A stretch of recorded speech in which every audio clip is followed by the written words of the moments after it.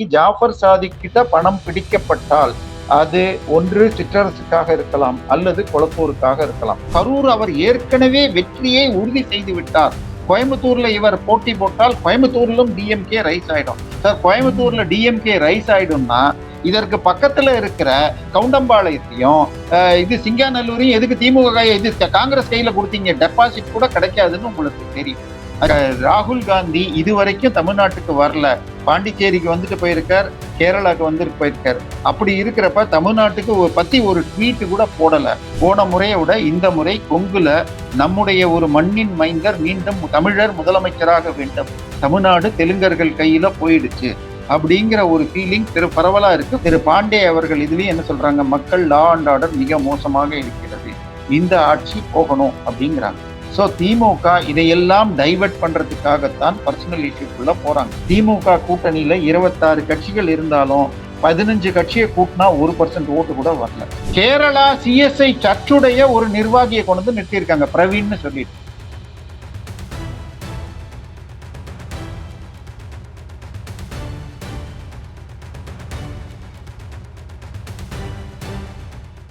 வணக்கம் தென்னவன் மீடியா நேயர்களே, உங்கள் அனைவரையும் மற்றொரு அரசியல் விவாதத்திற்கு வரவேற்கிறேன். இன்று நம்மளோட இணைந்திருப்பவர் தேவப்பிரியா. வணக்கம் சார். வணக்கம். போதை வழக்கு, அதுல ஜாஃபர் சாதிக் அவங்கெல்லாம் நம்ம மாட்டிக்கிட்டது நமக்கு தெரியும். அந்த விசாரணை அது நடந்துட்டு இருக்க இந்த சமயத்துல இன்னைக்கு திருப்பி ரைட்ஸ் நடந்திருக்கு. ஜாஃபர் சாதிக் சம்பந்தப்பட்ட 9 இடங்கள்லயும் அதே மாதிரி அமீர் வீட்லயும் நடந்திருக்கதா நமக்கு தகவல் வருது. அதை பத்தி மேலும் தகவல் உங்களால் தர முடியுமா? இல்ல, இது ஆக்சுவலா நத்திங் டு டூ வித் போதை மருந்து. இது முழுக்க எலெக்ஷனுக்கு பணம் இதுக்கு ஓட்டிங்காக டிஸ்ட்ரிபியூட் பண்றதுக்காக அவர்கிட்ட அவருடைய சம்பந்தப்பட்ட இடங்களில் மிகப்பெரிய அளவில் பதுக்கப்பட்டு அது கொடுக்கணும்னு வச்சிருக்காங்க அப்படின்னு நியூஸ் கிடைச்சிருக்கு. சரி, பறக்கும் படை பல விஷயங்களை பிடிச்சிருக்கு. ஒரு வாரத்துக்கு முன்னாடி திமுகவின் மிகப்பெரிய எம்பியான ஜெகத் ரட்சகன் கார்ல 50 லட்சம் பிடிச்சாங்க. சேப்பாக்கத்துல கிட்டத்தட்ட முதலமைச்சரின் மகன் துணை முதலமைச்சர் நிக்கிற தொகுதியில ஒரு 2.5 கோடி பிடிச்சாங்க.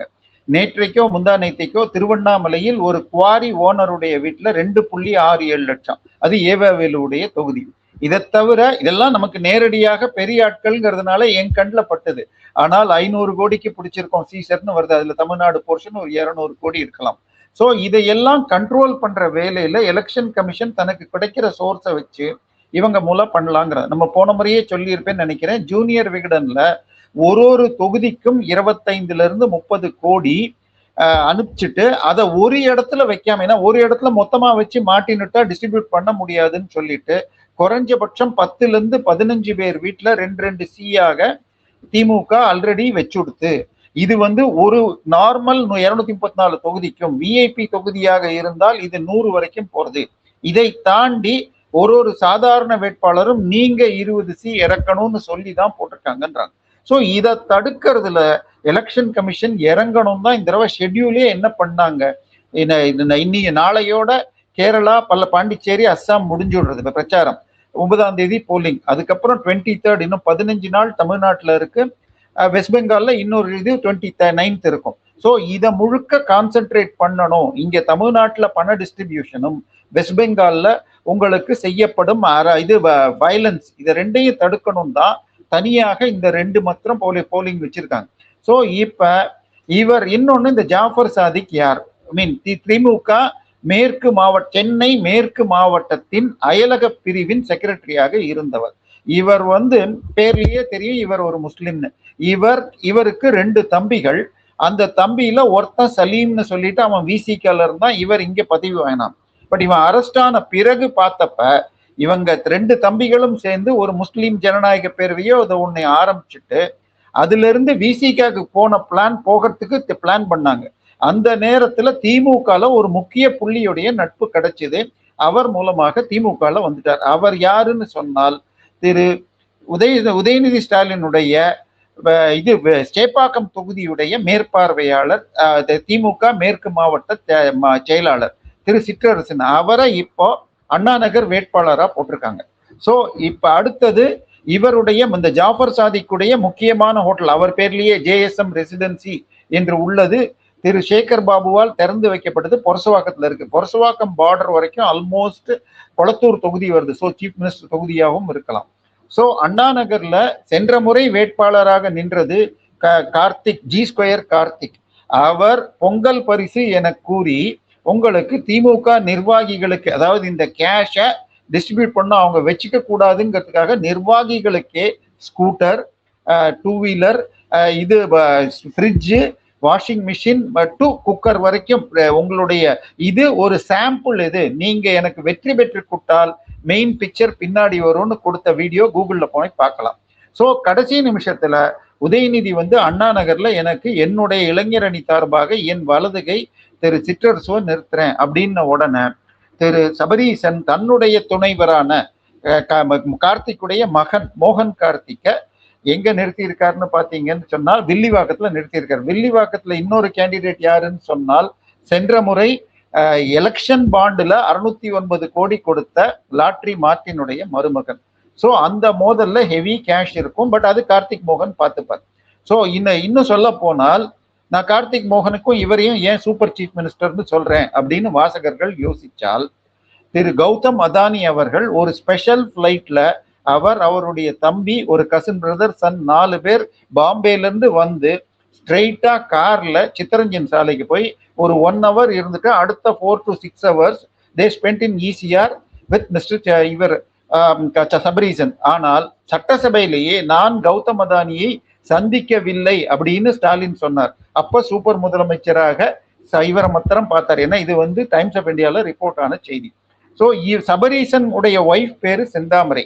அவங்க 2 பேர் பேரால செசாக் ரியால்டர்ஸ் பிரைவேட் லிமிடெட், செசாக்ல SEனா செந்தாமரை, SA சபரீசன் அப்படின்னு ஒரு கம்பெனி ஃபார்ம் பண்ணி அதுல இந்த மோகன் கார்த்திக் டைரக்டராக இருந்திருக்கார். ஸோ இவங்களுடைய ரிலேஷன்ஸ் இந்த அளவுக்கு இருக்கு. அவர் அன்னைக்கு வேட்புமனு தாக்கல் செய்யறப்பையும் சபரீசன் போனார். இதனால இப்ப இன்னைக்கு ஜாஃபர் சாதிக் கிட்ட பணம் பிடிக்கப்பட்டால் அது ஒன்று சிற்றரசுக்காக இருக்கலாம் அல்லது கொளத்தூருக்காக இருக்கலாம். ஏன்னா திமுகவுடைய ஃபார்முலா, அதாவது திமுக திராவிட மாடல்னு ஒண்ணு சொல்லுவாங்க. திராவிடம்ங்கிறதும் கிடையாது, தமிழ் கிடையாது, மாடல்ங்கிறதும் தமிழ் கிடையாது. அதை விட முக்கியமா திமுகன்னு சொன்னாலே தமிழர்களுக்கு வர ஞாபகம் திருமங்கலம் ஃபார்முலா, ஈரோடு கிழக்கு ஃபார்முலான்லாம் இருக்கிறது இல்ல, பணம் கொடுக்கறது தான் அல்டிமேட். 2011 தேர்தல்ல மெட்ராஸ்ல இருந்து திருச்சிக்கு போன ஒரு ஆம்னி பஸ் மேல 5.5 கோடி பிடிச்சாங்க, யாரும் உரிமை கோரவில்லை. 2019 தேர்தலில் திரு துரைமுருகன் வீட்டுக்குள்ள பெரிய கேஷ் வச்சிருக்காங்கன்னு போய் பிடிக்க போனா ஒன்றும் கிடைக்கல. அதன் பிறகு கொஞ்சம் சோர்ஸை திருப்பி செக் பண்ணி அவருடைய நெருங்கிய உறவினரான ஒருத்தர் சிமெண்ட் கோடவுன்ல 11.5 கோடி பிடிச்சாங்க. அதாவது 2019 தேர்தல்ங்கிறது கிட்டத்தட்ட டிமானிட்டைசேஷன்ல இருந்து ஒரு வருஷத்துக்கு கொஞ்சம் ஒரு 1 or 2 months மோர். அந்த பீரியட்ல முழுக்க 200 ரூபாய் நோட்டு, அது பக்கத்துல இன்னும் பெரிய அட்டையில பூத் ஸ்லிப்ஸ், கவர்ஸ், ஸோ ஒவ்வொருத்தருக்கு போட்டு தரா மாதிரின்னு பிடிச்சு அந்த எலெக்ஷன் கவுண்டர்மாண்ட் ஆச்சு. ஆனால் இந்திய லீகல் சிஸ்டம் இன்னும் அந்த கேஸ் முடியல. ஸோ 2021 தேர்தல்ல எக்மோர்ல ஒரு துணை பேர் அசிஸ்டன்ட் டைரக்டர், சினிமால அசிஸ்டன்ட் டைரக்டர்னா 10,000 ரூபாய் 12,000 ரூபாய் சம்பளம் கூட இல்லாம வேலை செய்வாங்க. அப்படி இருந்த ஒருவர் வீட்டுல 5 கோடி ரூபாய் கேஷ் பிடிச்சாங்க. அது யாருன்னு சொன்னால் திரு உதயநிதி ஸ்டாலினுடைய அன்பு தம்பிகள்னு சொல்லி டாஸ்மாக்காக 2 தம்பி சார்னு 2 பேர் வந்தது. ஒன்னு ரத்தீஷ்னு சொல்லிட்டு அவர் 350 கோடிக்கு ECRல ஒரு சின்ன வீடு தான் கட்டுறார். இன்னொருவர் உங்களுக்கு இவர் ஆகாஷ் பாஸ்கர் சினிமா தயாரிப்பாளர் நாங்க. ஸோ அவருடைய வீட்டுல தான் அப்ப 5 கோடி உங்களுக்கு 21ல பிடிச்சாங்க. ஸோ இந்த முறை இது இவர் வரைக்கும் போயிருக்கு. அந்த ஆகாஷ் பாஸ்கர் அதுக்கப்புறமாக இட்லி கடை மற்றும் இதை தயாரிச்சார். அதுக்கு பேர் என்ன, பராசக்தி. ஸோ பணம் விளையாடுறதுங்கிறது சர்வசாதாரணமாக இருக்கிறது. இப்ப இந்த இடத்துல பிடிச்சு இதை வெளியில கொண்டு வரணும். ஏன்னா பணத்தால் ஜெயிக்க முடியும். ஒரு பக்கம் அபிஷியல் மிஷினரியே வச்சுண்டு 5,000 ரூபாய் கொடுத்துருக்காங்க. ஸோ அதனால இதை தடுக்கிற வேலையில ஜாஃபர் சாதிக்க பிடிச்சா நல்லது. இன்னொன்னு, ஜாஃபர் சாதிக் எப்படி மாட்டினான்னா, ஆஸ்திரேலியால கன்சைன்மெண்ட்ஸ் நிறைய கிடைச்சு அது யார் அனுப்பிச்சான்னு பார்த்தால் கோகனட் பவுடர், சத்து மாவு அப்படின்னு சொல்லி பேக் பண்ணி டெல்லியில இருந்து வந்ததுன்னு இன்டர்போல் வழியா வந்து டெல்லி கோடவுன்ல பிடிச்சா அது மெட்ராஸ் வந்து அது கடைசியில ஜாஃபர் சாதிக்குடைய இதுல வந்திருக்கு. இவர் ஸ்டாலினை சந்திச்சு கொரோனா நிதி கொடுத்திருப்பார். ஸ்டாலினுடைய மருமகள் திரு உதயநிதி ஸ்டாலினுடைய ஒய்ஃபை வச்சு தன்னுடைய மங்கை படத்துடைய பாட்டை ரிலீஸ் பண்ணியிருப்பார். சார், நான் கவர்னரை மீட் பண்ணணும்னா என்னோட ஆதார் கார்டை கொடுத்தா செக்யூரிட்டி செக் பண்ணி என் பேர்ல கிரிமினல் ஆன்டிசென்ஸ் இல்லைன்னா தான் பார்க்க முடியும். ஆனா முதலமைச்சரையும் அவங்க ஃபேமிலியும் இவர் போய் பார்த்திருக்காரு. இதுவாது பரவாயில்ல. இதே ஜாஃபர் சாதிக்கு டிஜிபி கையில அவார்டு வாங்குறாரு. எதுக்குன்னு கேட்டால் அவர் சிசிடிவி கேமராஸ் ஃப்ரீயா கொடுத்தாருன்னு சொல்லிட்டு. ஸோ ஒரு பேரை பார்த்தாலே ஜாஃபர் சாதிக்னு பார்த்து நம்ம கூகுள் சர்ச் பண்ணாலே 2010 அவர் பைரேட் வீடியோக்காக குண்டர் சட்டத்தில் கைது செய்யப்பட்டிருக்கிறார். 17 மலேசியாவுக்கு கடத்தியதற்காக கைது செய்யப்பட்டுள்ளார். அதுக்கப்புறம் இது அவருடைய பாஸ்போர்ட் இம்பவுண்ட் ஆயிருக்கு. ஆனா 19க்கு அப்புறமாக திமுகவோட நெருங்கி இந்த அளவுக்கு வளர்ந்திருக்கார். அவர் கைது செய்த பொழுது நரகாட்டிக்ஸ் பீரோ கிட்ட நான் 100 கோடி கொடுத்து ராஜ்யசபா எம்பி ஆயிருப்பேன், நீங்க கொஞ்சம் முன்னாடியே வந்துட்டீங்க அப்படின்னாரு. ஏன்னா நம்ம இதுல காங்கிரஸுக்கு அதே மாதிரி 100 கோடி கொடுத்து விஜய் மல்யா இது எம்பி ஆனார்.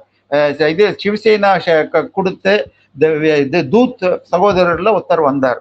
நம்ம எம்ஏஎம் ராமசாமி கர்நாடகா ஜனதா உள்ள போய் பணம் கொடுத்து வாங்கியிருக்காரு. அந்த மாதிரி இவர் வாங்கறதுக்கு முன்னாடி கைதானார். ஆனால் அவர் நரகாட்டிக்ஸ் பீரோ சென்ட்ரல் கவர்மெண்ட் இது இங்க இருக்கிறத நம்ம பிடிக்கவே முடியாது. அவங்க இந்தியால இருந்து வெளியில வருதோ இங்க இருந்து வெளியில போறதுதான் பிடிக்க முடியும். இவருடைய நெட்வொர்க் தமிழ்நாடு ஃபுல்லா பரவி இருந்தால் அதை பிடிக்க வேண்டியது ஸ்டேட் போலீஸ். ஆனால் இவர் திமுகக்கு நெருக்கமானவர்னா எந்த ஒரு ஆக்ஷனும் எடுக்கல. இவர் எவ்வளவு நெருக்கம்னு சொல்லணும்னா, ஒரு என்ஆர்ஐ மீட் அயலக தமிழர்கள் மாநாடுன்னு போட்டப்ப காலையில 10 மணிக்கு ஸ்டாலின் எல்லாம் வந்து முடிச்சுட்டு அவங்க எல்லாம் போனப்புறம் ஒரு 12:30 மணிக்கு லஞ்சுக்கு முன்னாடி யாரோ ஒரு அதிகாரிக்கு தோணிட்டான், இங்க வந்திருப்பவர்கள் எல்லாம் தொழிலதிபர்கள், அவங்களுக்கு லஞ்ச் மாத்திரம் பத்தாடு, ஸ்பெஷலாக சரக்கு தரணும் அப்படின்னு சொல்லிட்டு நம்ம சாதாரண டாஸ்மாக் சரக்கெல்லாம் சரிபட்டு வராது, பிளாக் நைட்டோ பிளாக் அண்ட் ஒயிட்டோ எனக்கு தெரியாது சார், வேணும்னு உடனே டாஸ்மாக் ஜிஎம்க்கு போன் பண்ணா எனக்கு 4 hours வேணும்னாராம். உடனே இவர் அங்க இருந்தாராம். இவர் நான் 1/2 hourல கொண்டு வரேன்னு 1/2 hourல கொண்டு வந்தாராம். உங்களுக்கு அந்த அப்ப ஜாஃபர் சாதிக்கோட டாஸ்மாக் ஜிஎம்மால முடியாததை இவரால் முடிந்ததுன்னா இவருடைய பவர் புரியணும். ஸோ இப்ப இவருக்கு சொந்தமான 10 இடங்கள், இவரோட வீடு சாந்தோம்ல, இவருக்கு இதுல பொரசவாக்கத்துல திரு சேகர் பாபுவால் திறந்து வைக்கப்பட்ட ஜேஎஸ்எம் ரெசிடென்சி, அதுக்கப்புறம் அமீர் சுல்தான் வீடு, இவருக்கு ஒரு 2 கேஃப், ஒன்னு ஏவிஎம் கல்யாண மண்டபத்துக்கிட்ட இருக்கு, ஒன்னு மாயாஜால் கிட்ட. இந்த மாதிரி 10 இடங்களில் ரெய்டு பண்ணியிருக்காங்க. மத்தியானம் அமீரையும் சேர்த்திருக்காங்க. ஸோ கண்டிப்பாக ஸ்பெசிபிக் இன்ஃபர்மேஷன் இருந்திருக்கும், லீட்ஸ் கிடைச்சிருக்கு. ஏன்னா இவர் அரெஸ்ட் ஆன பிறகு ஜாஃபர் சாதிக் மனைவி சில போன் டிரான்சாக்ஷன்ஸ் மூலமாக அமீருக்கு 3 கோடி அனுப்பிச்சதாக பேப்பர்ல வந்துச்சு. ஸோ இது முழுக்க முழுக்க தமிழ்நாட்டில் இப்படி நடந்துட்டு இருக்கு. ஸோ சரியான நேரத்தில் இன்னைக்கு ரைடு வந்திருக்கு. ஆனால் இது கண்டினியூ ஆகுமா, இந்தியன் லீகல் சிஸ்டம்ஸ் எப்படின்னு நமக்கு தெரியும், பார்க்கணும்.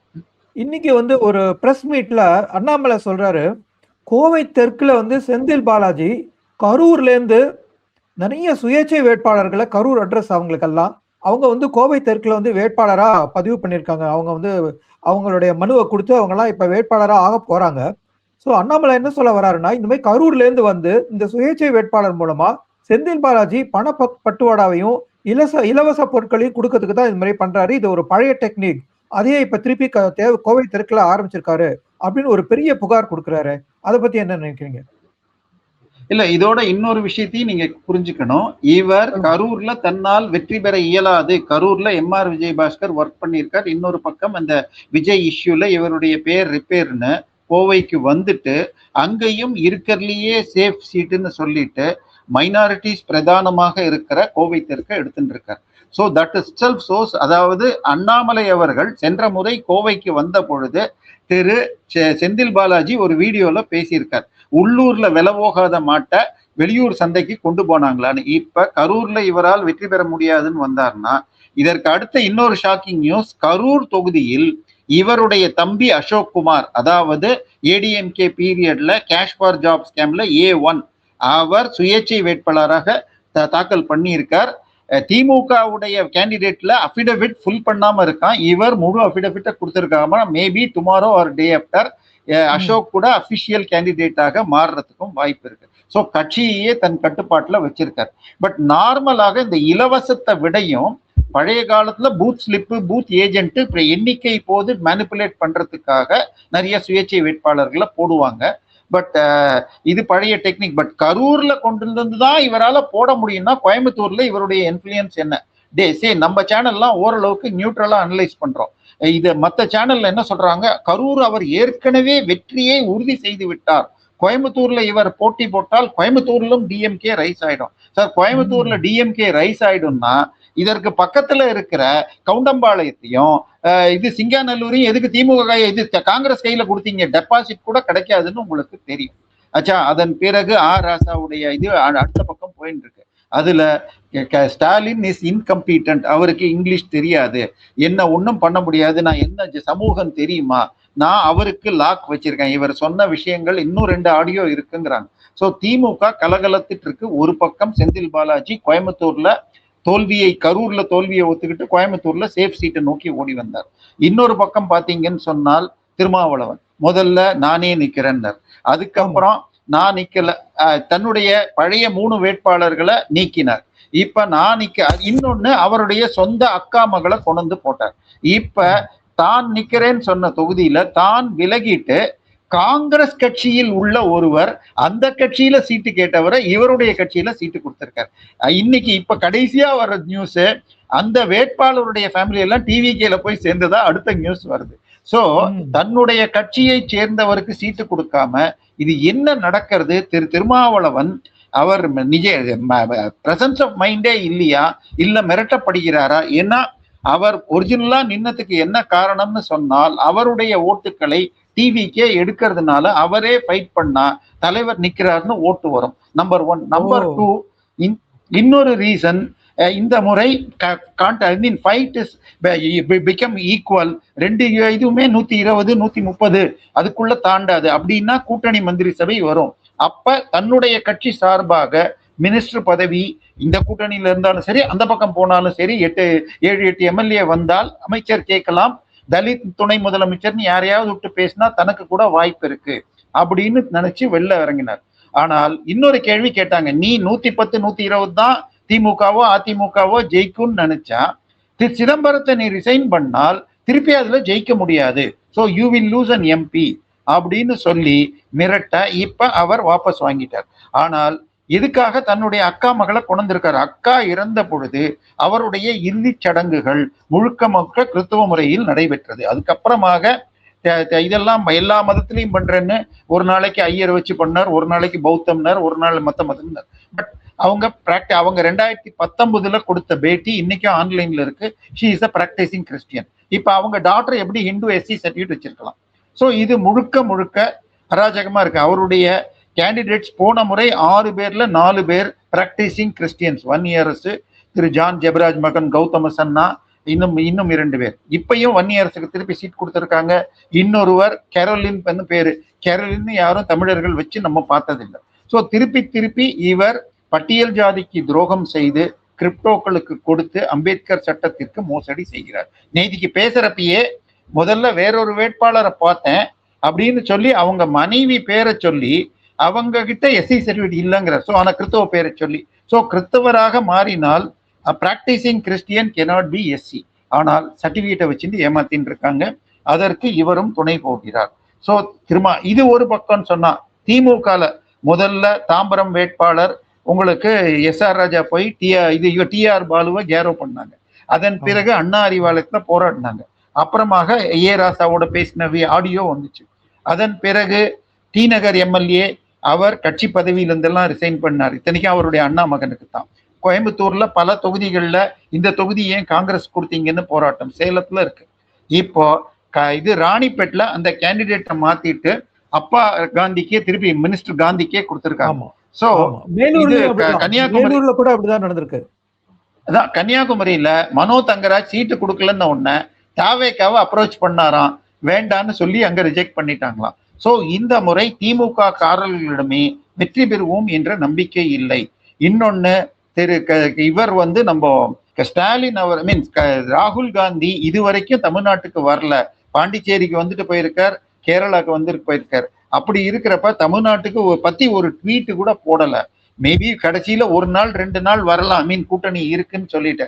ஆனால் தன்னுடைய கட்சியை எதிர்த்து வீக்கான கேண்டிடேட்டை போடுங்கன்னு சொல்லி பிரவீன் சக்கரவர்த்தியை தன்னுடைய டேபிள் முன்னால வச்சுண்டு விஜய்க்கு போன் பண்ணி ரிக்வெஸ்ட் பண்ணியிருக்கார் என்றும் செய்தி வருகிறது. ஸோ காங்கிரஸும் தன்னை திமுக வீழ்த்திடும்னு பயப்படுறது. ஸோ இது திரு திரு ஸ்டாலின் அவர்கள் போட்டிருக்கிற வேட்பாளர்கள் ஒரிஜினலா என்ன சொல்லப்பட்டது, 5 விதமான யூக வகுப்பாளர்கள். ஒரு பக்கம் பெண் நிறுவனம், இன்னொரு பக்கம் ஐபேக், இன்னொரு பக்கம் சுனில் கனோலு, இன்னொருத்தர், 4 பேர் பண்றாங்க. 5வதாக உளவுத்துறை. இந்த 5 ரிப்போர்ட்லயும் காமனா இருக்கிறவங்களுக்கு தான் பேரு. பழைய ஆள் 60ல இருந்து 80 பேர் நீக்கப்படுவாங்கன்னு கடைசியில இப்ப மெஜாரிட்டி பழசுக்கே கொடுத்துட்டாங்க. ஏனால் உளவுத்துறை வெற்றி வாய்ப்பு குறைவு. 50ல இருந்து 65 சீட்டு திமுக தனியா வாங்கலாம், கூட்டணி 10ல இருந்து 20ன்னு சொல்லியிருக்காங்க. ஸோ இதுல கூட்டணியில எதுக்காக சேர்த்தாங்கன்னு தெரியாது.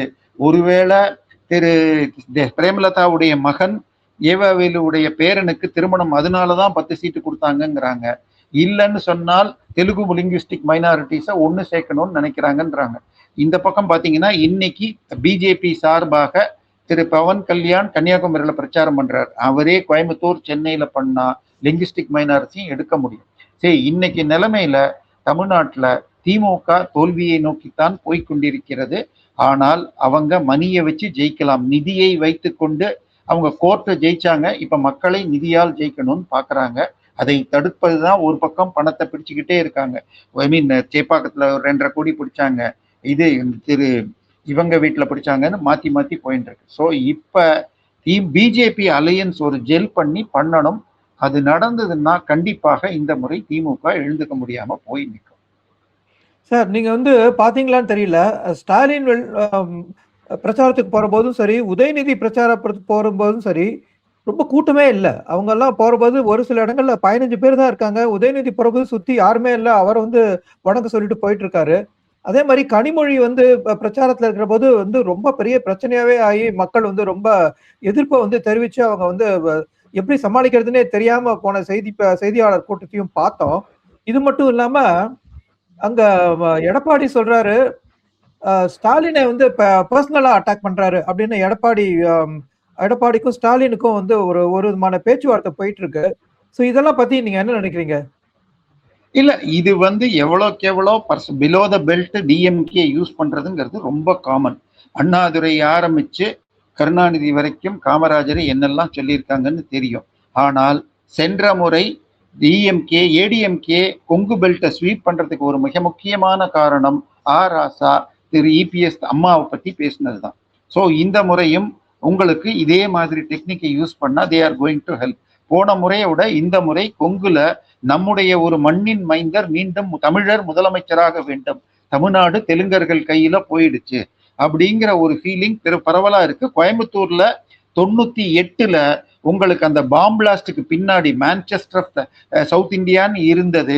பெரும்பாலான மில்ஸ் வெளியில போய் பம்ப் செட் எல்லாம் இன்னைக்கு பூனாக்கும் மற்ற இண்டஸ்ட்ரிக்கும் ஃபவுண்டரி எல்லாம் போக ஆரம்பிச்சுடுது. ஸோ கோயம்புத்தூர் திருப்பி ஐடி செக்டரை நோக்கி போனாலும் ஒரிஜினலாக ஃபவுண்டரிஸ் மில்ஸ்ன்னு இருந்ததோட இது போய் இன்னைக்கு அதுவும் கமர்ஷியல் ஆகுது, which native people doesn't like. So அந்த 98க்கு பிறகாக கொஞ்சம் கொஞ்சமா லூஸ் பண்ணி கோயம்புத்தூர் பெல்ட்டை ஃபுல்லா இன்னைக்கு ஆன்டி டிஎம்கேன்னு ஆயிடுச்சு. அதை ராசா மீண்டும் உதவுகிறார்.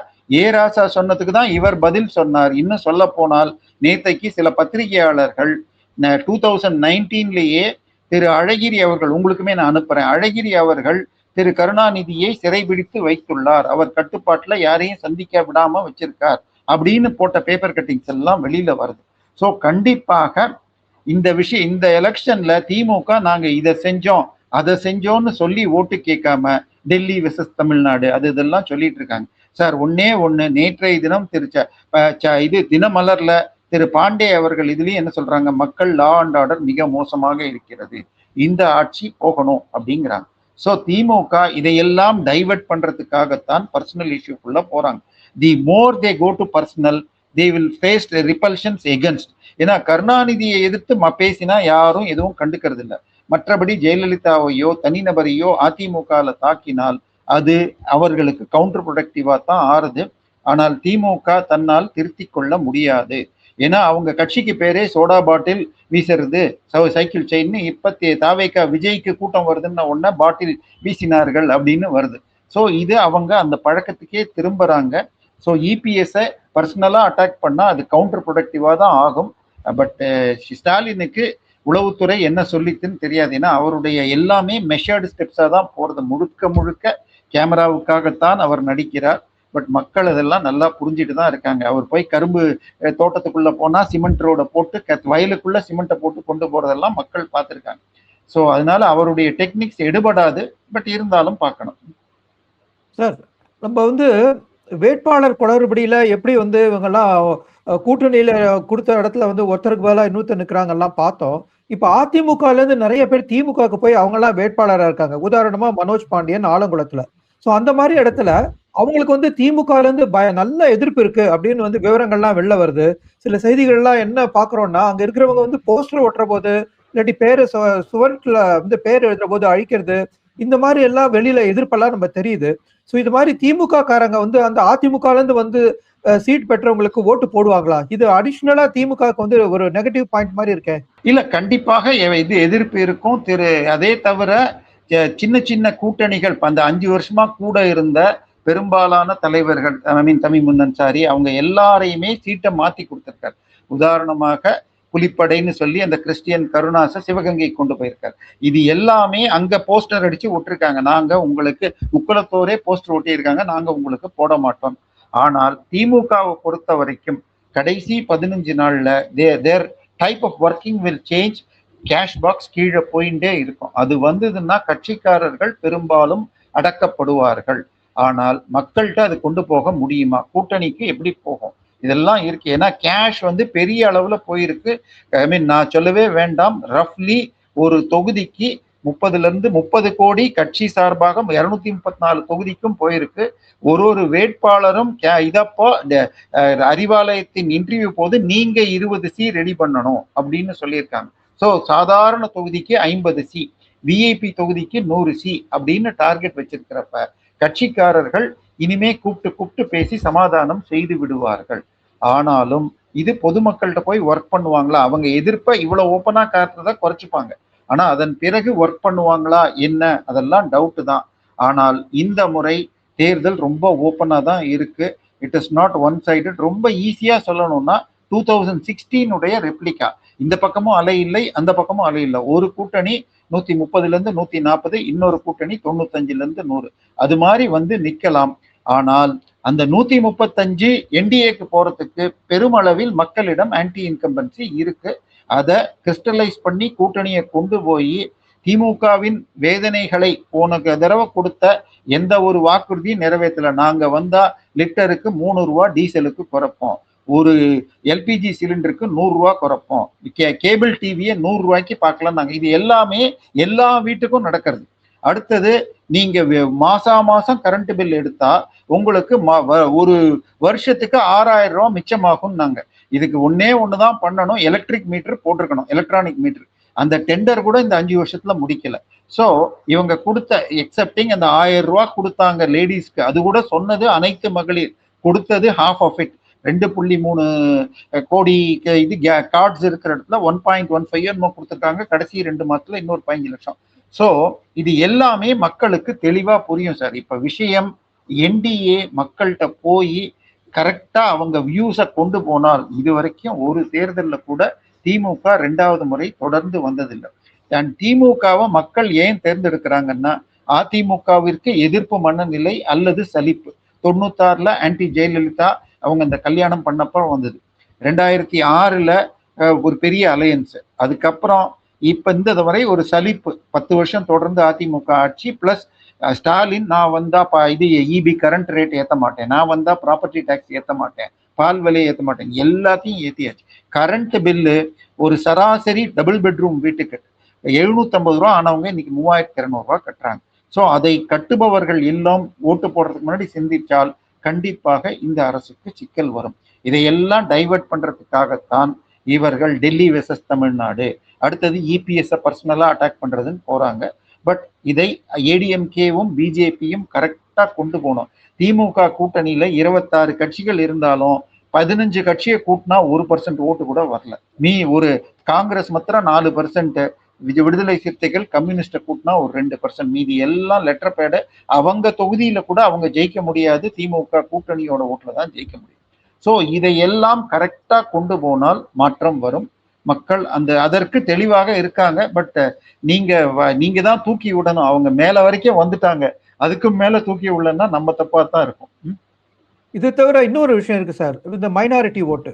இப்போ வந்து இந்த மைனாரிட்டி ஓட்டை வந்து விஜய் வந்து எடுத்துட்டு போயிடுவாரோ அப்படிங்கிற பயத்துல அவங்க மைனாரிட்டி சமூகத்தை இன்னும் நிறைய அப்பீஸ் பண்ண ட்ரை பண்றதா வந்து நியூஸ் வருது. ஆனா அதே சமயத்துல திமுக கூட்டணியில இருக்கிற ஒரு வேட்பாளர் RSS சேர்ந்தவர் அப்படின்னு இஸ்லாமிய அமைப்பு பேரவை சொல்லி அவரை வந்து வித்ட்ரா பண்ண சொல்லுது. ஸோ இதை என்ன நடக்கும்? அந்த இடத்துல என்ன பண்ணுவாங்க திமுக? இல்ல, திமுக பார்க்கும், இல்ல 2 நாள் விட்டுட்டு திருப்பி பேசாம அவர் வந்து நான் எப்பயோ இருந்தேன்னு ஏதாவது அறிக்கை விட வைக்கலாம். பட் இதை பணம் கொடுத்தா இதெல்லாம் அடங்கிடும். ஆனால் பேசிக்கலா ஒண்ணு புரிஞ்சுக்கோங்க, திமுகவில் கிறிஸ்டியன் வேட்பாளர்கள் 10 பேர். நான் சொல்றது கிரிப்டோஸ் இல்லாம எனக்கு நான் பேரை வச்சு பார்த்ததுல. இதை தவிர காங்கிரஸ்ல. ஆனால் முஸ்லிம் மொத்தமே 4 பேர். முஸ்லிம்ஸ் கிறிஸ்டியன்ஸை விட டபுள் பர்சன்டேஜ்ல டபுள் இருக்காங்க. கூட்டணி சார்பாக இன்னும் போன தடவை ஜெயிச்ச சீட்டை கூட குறைச்சிருக்காங்க. தமிழ் மாநில முஸ்லீம் இந்தியன் யூனியன் முஸ்லீம் லீக்கு 3 சீட்டு கொடுத்தது இந்த தடவை 2ஆ குறைச்சிட்டாங்க. பாம்பு டான்ஸ் ஆடின தமிமுன் அன்சாரியை சீட்டை மாத்தி சிதம்பரத்துல, அதாவது ஏபிவிடி இந்தியா ஃபுல்லா கடவுள் ராமருடைய தேரை கொண்டு வந்தப்ப தமிழ்நாட்டுல ராமர் தேரை ஓட விடக்கூடாதுன்னு சொல்லி சட்டசபையில பாம்பு டான்ஸ் ஆடின தமிமுன் அன்சாரி நான் தமிழர் வணங்கும் ராமரை விடமாட்டேன்னு டான்ஸ் ஆடி பார்த்தார். அதுக்கப்புறம் அந்த ஊர்வலம் நடந்தது, எந்த கலவரமும் நடக்கல. இப்ப அவர் சிதம்பரத்துல நிக்கிறார். சோ இந்த மாதிரி நடந்துட்டு இருக்கு சார். முஸ்லிம்ஸ் ஏன் 25 சீட்டுக்கு குறையமா கொடுக்கணும் அப்படின்னு என்னுடைய நண்பர் இவர் தடா ரஹீம் சொல்லியிருந்தார். ஸோ அவங்க நீங்க கிறிஸ்டியன்ஸுக்கு எவ்வளவு கொடுத்தீங்களோ அதுக்கு டபுள் கொடுத்துருக்கணும். ஆனால் கிறிஸ்டியன்ஸ் 10 பேருக்கு கொடுத்துட்டு 4 பேருக்கு கொடுக்குறீங்கன்னு சொன்னா 169 கேண்டிடேட்ஸ் நிறுத்திருக்கீங்க உதயசூரியன்ல உங்க கட்சியில. அதுல 6% போட்டா கூட 6, 16, 10 சீட்டு வந்திருக்கணும். ஆனா 4 பேருக்கு தான் கொடுத்துருக்கீங்க. ஸோ இதையெல்லாம் மக்கள் பார்த்துட்டு இருக்காங்க. கிறிஸ்டியன்ஸை பொறுத்த வரைக்கும் இவர்கள் சர்ச்சை தாஜா பண்ணிட்டு சர்ச்சுக்கு பிஷப்ஸ் அண்ட் பாதிரியார்கள் பேர்ல இருக்கிற கேஸை வச்சு அவங்கள மிரட்டி பண்றாங்க. ஆனால் இது சார், ஒரு போன ஆட்சியின் போது எடப்பாடி ஒரு சர்க்குலர் டிபார்ட்மெண்ட் அனுப்பிச்சது. அதாவது மைனாரிட்டி இன்ஸ்டிடியூஷன் சொன்னால் 50% சீட்ஸை மைனாரிட்டிஸ்க்கு கொடுக்கணும். அதாவது ஏழை கிறிஸ்தவர்கள் படிக்கிறதுக்காகத்தான் எய்டட் ஸ்கூல், நம்ம தமிழர் கட்டுற வரி பணத்துல அந்த ஸ்கூல் நடக்கிறது. அதுல 50% அந்த கிறிஸ்டியன் மைனாரிட்டிஸ் சேர்க்கணும். இதை சொல்லுங்கன்னு சொன்னப்ப ரிப்ளை பண்ணுங்க எவ்வளவு சேர்த்திருக்கேன்னு கேட்ட பொழுது Loyola college, St Mary's and மற்றும் தாம்பரம் கிறிஸ்டியன் காலேஜ் போய் இது ஆர்டிகிள் 25 எதிர்ன்னு ஸ்டே வாங்கியிருக்காங்க. அடுத்தது ரைட் டு எஜுகேஷன், அதாவது ஏழை குழந்தைங்க உங்க வீட்டு பக்கத்துல கவர்மெண்ட் ஸ்கூல் இல்லைன்னா பிரைவேட் ஸ்கூல்ல சேரலாம் அப்படின்னு சொல்லி அவர்களுடைய 75% ஃபீஸை சென்ட்ரல் அண்ட் ஸ்டேட் கவர்மெண்ட் கட்டும், 25% அந்த தனியார் பள்ளி கட்டணும் அப்படின்னு கொண்டு வந்து அதுல எய்டட் ஸ்கூல் உட்பட மைனாரிட்டி ஸ்கூல்ல சேர்க்க மாட்டோம்ட்டான். அதாவது கிறிஸ்தவ மைனாரிட்டி பள்ளிகள் ஏழைகளுக்காக நடத்தப்படவில்லை, நாங்க ஏழைங்களை பார்த்துக்க முடியாதுன்னு சொல்லி சுப்ரீம் கோர்ட்ல போய் தீர்ப்பு வாங்கிட்டாங்க. இதுல மட்டும் அவர்கள் ஆண்டுக்கு 2500 கோடி ரெவின்யூ மிச்சம் பண்றாங்க. ஸோ கிறிஸ்தவர்கள் சர்ச்சை பிடிச்சிக்கிட்டு பேருக்கு 10 பேருக்கு சீட்டு கொடுத்தா கூட பேசிக் கிறிஸ்டியன்ஸ் அடிபடுகிறார்கள். அதிலும் கிறிஸ்தவர்களில் 70% பேர் பட்டியல் ஜாதியிலிருந்து கன்வெர்ட் ஆனவங்க. இதுல இந்து சர்டிபிகேட்டை வச்சுக்கிட்டு அரசியல்ல சக்சஸ் ஆகுறது ஒரு பக்கம், பட் உண்மையாக பட்டியல் ஜாதியிலிருந்து மாறிட்டு அதனால் பலனடையாமல் ஏமாறுபவர்கள் பல பேர். இந்த பட்டியல் ஜாதி கிறிஸ்டியவர்களில் பெரும்பாலானோர் விஜய் பக்கம் போவார்கள் என்று சொல்கிறார்கள். அதுலயும் கன்னியாகுமரி, தூத்துக்குடி, திருநெல்வேலியில போச்சுன்னால் கன்னியாகுமரியில 6 சீட்ல 5 சீட் தாமரை தான் நிக்கிறது, 4 தாமரை 1 தமாக. ஸோ அதுல பெர்னாண்டோ கிறிஸ்டியன்ஸ் எனப்படும் அந்த மீனவர் கிறிஸ்தவர்கள் மாத்தி போட்டாங்கன்னு சொன்னால், விஜய்க்கு போட்டாங்கன்னு சொன்னால் 5மே கூட தாமரை வெற்றி பெறக்கூடும். Same thing could happen in Nanguneri, Tiruchendur, இது மாதிரி பல அந்த பெல்ட்ல நிக்கிறாங்க. ஸோ இதையெல்லாம் எப்படி கிறிஸ்டலைஸ் பண்றாங்க? ஏன்னா பட்டியல் ஜாதி கிறிஸ்தவர்கள் எங்களை ஏமாற்றி மதம் மாற்றி விட்டார்கள். எங்களை கிறிஸ்தவ இன்னைக்கு ரைஸ் கிறிஸ்டியன்ஸ் நம்ம பயன்படுத்தினா அந்த வேர்டை காயின் பண்ணதே கலோனியல் மிஷனரிஸ் தான். ஸோ எங்களை அரிசி கிறிஸ்தவர்கள்னு மதம் மாற்றிட்டு எங்க பேரால் அவர்கள் கொழிக்கிறார்கள் அப்படின்னு இந்த தலித் கிறிஸ்தவர்கள் ஃபீல் பண்றாங்க. ஸோ இதையெல்லாம் ஓட்டாக மாறினால் கண்டிப்பாக மாறும். ஸோ முஸ்லிம்ஸ்லயும் ஒரு பக்கம் ஓவைசி வந்து நிப்பார்னார், காணும். எனக்கு தெரிஞ்சு வந்தாரான்னு தெரியல. அவர் ஒரு 20 சீட்ல முஸ்லிம் மெஜாரிட்டி சீட்ல போடுவேன்னு சொன்னார். ஆனாலும் நிச்சயமாக இந்த முறை ஓட்டு பிரியும் சார். முஸ்லிம் ஓட்டுனால ஜெயிக்கக்கூடிய சீட்டுகள்னு பார்த்தா 4-5 தான். ஆம்பூர், வாணியம்பாடி, கடையநல்லூர் அந்த மாதிரி வரும். பட் கிறிஸ்தவர்கள் தூத்துக்குடி, உங்களுக்கு திருநெல்வேலி, இந்த பெல்ட்ல ஒரு 7-8 சீட்டு, அதுல பெரும்பான்மை அவங்களே தான் நிக்க வைக்கிறாங்க. ஸோ அதனால இது வந்து இதை தாண்டி இன்னும் ஒரு கேண்டிடேட் சார், விளவங்கோட்ல திரு விஜயதாரணி 3 தடவை எம்எல்ஏ. அவங்க பிஜேபிக்கு வந்த உடனே அந்த சீட்டை ரிசைன் பண்ணிட்டாங்க. அப்போ ரிசைன் பண்ண பிறகு நடந்த இடைத்தேர்தலில் மீண்டும் ஒரு பெண்மணியை காங்கிரஸ் நிறுத்துச்சு, தாரகி கத்பட்னு. ஆனால் இந்த முறை அவங்களுக்கு சீட்டு கொடுக்காம அவங்கள பக்கத்து சீட்டுக்கு போட்டுட்டு கேரளா சிஎஸ்ஐ சர்ச்சுடைய ஒரு நிர்வாகியை கொண்டு வந்து நிறுத்தியிருக்காங்க, பிரவீன் சொல்லிட்டு. சோ மண்ணின் மைந்தர் இல்ல. அடுத்தது சர்ச் ரெப்ரசன்டேட்டிவ், சர்ச்சில் ஒர்க் பண்ற ஒருத்தரை எதுக்கு நீங்க செக்யூலர் கான்ஸ்டிடியூஷன் படி செக்யூலர் பர்சன் சர்ச் எம்ப்ளாயிக்கு எப்படி கொடுக்கலாம்? சோ இது எல்லாத்தையும் மக்கள் புரிந்து கொண்டு ஓட்டு போட்டால் இந்த முறை நிச்சயமாக கருணாநிதி செஞ்ச அதே ரெக்கார்டு, அதாவது ஒரு முறை கூட மீண்டும் ஜெயிச்சதில்லை என்ற அந்த ரெக்கார்டை ஸ்டாலினும் செய்வார்னு பார்க்கலாம். பெருமளவில் மக்களிடம் இந்த ஆட்சி போக வேண்டும் அப்படிங்கிற ஒரு மனநிலை தான் இருக்கிறது. சரி, அதனால சென்ட்ரல் கவர்மெண்ட் ஸ்கீம்ஸ் எல்லாமே இங்க இம்ப்ளிமெண்ட் பண்ணிட்டு ஸ்டிக்கர் ஒட்டுறாங்க. அதுக்கப்புறம் பணம் வரலன்னு இருக்காங்க. இன்னைக்கு நண்பர் மகாதேவன் ஒரு போட்டிருக்காரு, எவ்வளவு பணம் கொடுக்கப்பட்டிருக்கு, இவங்க போய் சொல்றாங்கன்னு. உங்களுக்கு அனுப்புறேன், நீங்க கூட இது ஒரு வாய்ஸ் ஓவர் பண்ணா நல்லா இருக்கும். அதனால சார், மக்கள்கிட்ட பிஜேபி, என்டிஏ, ஏடிஎம்கே கொண்டு போனாங்கன்னா திமுக இந்த முறை வீழ்ந்தால் மீண்டும் எழ முடியாது. அத்தனை வழக்குகளையும் என்ன பண்ணாங்க, 25 லட்சம் ரூபா 50 லட்சம் ரூபா வாங்குற வக்கீல வச்சு எவ்வளவு மூலம் இழுக்க முடியுமோ இழுத்திருக்காங்க. ஆனால் ஆட்சி போயிடுச்சுன்னா அதை தொடர்ந்து செய்ய முடியாது, அவர்களுக்கு தண்டனை கிடைக்கும். எனவே மக்கள், ஏன்னா ஊழல் என்பது உங்களுடைய அஸ்திவாரத்துல படைஞ்சிருக்கிற கரையான். நீங்க வீடு நல்லா இருக்குன்னு பெயிண்ட் அடிச்சுக்கிட்டே இருக்கலாம், அஸ்திவாரம் போச்சுன்னா ஒரு நாள் மொத்தமா விழுந்துரும். இவங்க கட்டின ஒரு பாலம் 6 மாசத்துக்குள்ள தண்டராம்பட்டுல அடிச்சுன்னு போச்சு. இன்னைக்கு அதே மாதிரி ஒரு பாலம் 1 வருடம் கூட இல்ல, அது உள்வாங்கியதுங்கிறான், பார்த்தா கிராக்கா இருக்கு. சோ கட்டி 1 வருஷத்துக்குள்ள பல கோடி ரூபாய்க்கு கட்டின பாலங்கள் உடையுதுன்னா எந்த அளவுக்கு கரப்ஷன் போயிடுச்சு. சோ மக்கள் சிந்திச்சு ஓட்டு போட வேண்டிய நேரம் வந்திருக்கு. அடுத்த 15 நாட்கள் இதையே பணியாக என்டிஏ செஞ்சால் நிச்சயமாக மாற்றம் வரும். சார், நீங்க சொல்றதெல்லாம் வச்சு பார்த்தோம்னா 96ல, அதாவது 96வது வருஷத்துல ஜெயலலிதாவுக்கு கிடைச்ச ஒரு அதிர்ச்சியான தீர்ப்பு வந்து 2026ல ஸ்டாலினுக்கு கிடைக்குமா? என்ன நினைக்கிறீங்க? இல்ல அந்த அளவுக்கு போகும் நான் நம்பல. பட் எனிவேர் பிட்வீன் 140 to 160, அதாவது லோயஸ்ட் அரௌண்ட் 140. நான் சொல்றது இன்னைக்கு நிலைமையில இருக்கிறது அரௌண்ட் 130 to 140 ஃபார் என்டிஏ இருக்கு. பட் நார்மலி என்ன ஆகும்னா, இந்த ஆன்டி இன்கம்பன்சி மக்கள் ஓட்டு போடுறப்ப ஜாஸ்தி ஆகும். இதை வந்து நான் சொல்றதை விட திரு யஷ்வந்த் தேஷ்முக்னு சி ஓட்டர், அவர் என்ன சொல்லியிருக்காருன்னா, இன்னைக்கும் விஜய்க்கு ஒரு ட்ராக்ஷன் இருக்கு, 12-15% வருது. ஆனால் எலெக்ஷன் டே மார்னிங் நாங்க பீகார்ல எடுத்த போது கூட ரஃப்லி ஒரு 12% சொன்னாங்க, ஆனா ஓட்டு போட்டப்ப 4%. சோ அது குறைய அதிமுக என்டிஏ ஜாஸ்தி ஆகுங்கிறாங்க. சோ திமுகவை டிஃபீட் பண்றதுக்கு என்டிஏ மட்டுமே விஜய்க்கு போடுறதோ சீமானுக்கு போடுறதோ அது நோட்டாக்கு போடுறதை விட இன்னும் உங்க வீட்லயே உங்க ஓட்டை வேஸ்ட் பண்ணிட்டு இருக்கிறதுக்கு சமம். என்டிஏக்கு போட்டா தான் தமிழகம் நிமிர வேண்டும். இந்த ஊழல் கூட்டணிட்டு இருந்து பிரியணும்னு மக்கள் புரிஞ்சுக்கணும். இதை கொண்டு போக வேண்டிய வேலை என்டிஏக்கு இருக்கு. ஏன்னா திருப்பி அதான் சொல்ல வேண்டியது. ஏன்னா யார்கிட்ட நான் பேசினாலும், ஆட்டோல போறப்பையா இருக்கட்டும், எங்க போய் கேட்டாலும், சார் இந்த ஆட்சி போகணும் சார், ஆனா முடியுமா, இதான் கேட்கிறாங்க. சோ அதை செய்ய வேண்டிய வேலை இபிஎஸ் மற்றும் நயினார் நாகேந்திரன் இணைந்து செய்யணும், அதுதான் முக்கியம். ஓகே நேயர்களே, உங்க கருத்தை வந்து நீங்க கமெண்ட் செக்ஷன்ல பதிவிடுங்க. மீண்டும் ஒருமுறை ஒரு பரபரப்பான அரசியல் விவாதத்தில் நாம் திரு தேவப்பிரியாவை சந்திப்போம். அதுவரை வணக்கம். வணக்கம் சார், நன்றி. நன்றி சார், நன்றி.